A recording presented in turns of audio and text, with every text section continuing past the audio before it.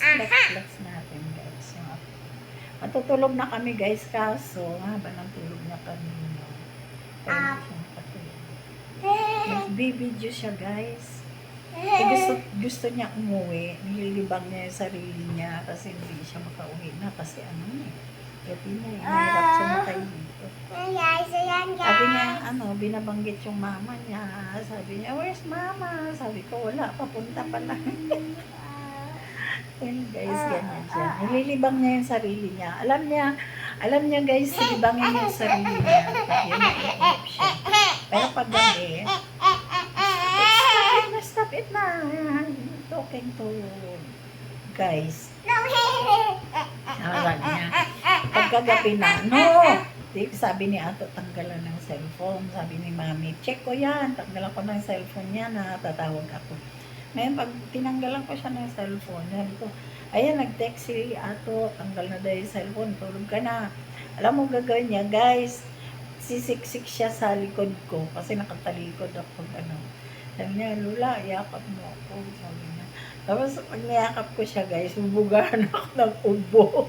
Tapos, sasabihin niya, I wanna go to Mabayuhan. Sabi niya, I wanna uwi Mabayuhan. Sabi ko na, sige, sabi ko, bukas na lang kasi matraffic na yung gabi. Ayos sa kanya.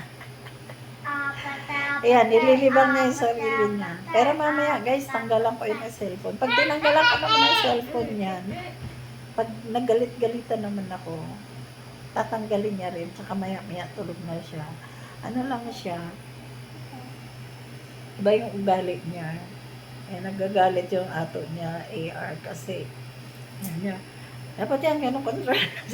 Hindi yung parang siya yung authority na siya nasusunod. Kaya, ayan. Video-video lang yan siya, guys. Tapos na, kasi yung bata kailangan mo i-deal. Kasi mamaya, lagi ko nakatabi yung washing machine. Pag anytime, pag anytime wala ba, kaya namin umuwi ng Mabayuhan. Nang wala kaming inaalaga. Pati mga baka, mga sampayan, tinatabi ko yan.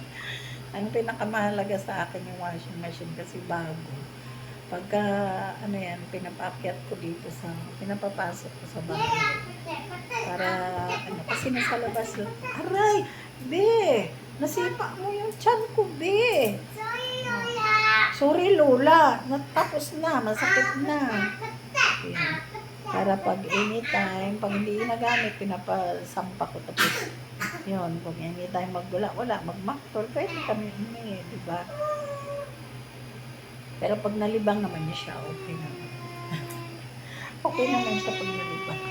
That's it lang guys, kung paano ko i-deal yung apo ko sa mga tantrums niya. I-deal ko siya na ako yung masusunod. Una, papayagan ko siya kung masunod yung gusto niya. Pero yung sa ending, ako ang masusunod. Kaya pag sinabi ko yan, tanggal na yung cellphone. Sleep na. Ganyan.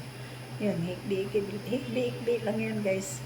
Singot-singot ka na rin na umiiyak. Tapos tulog na siya. Diba, Be? You're so mabait.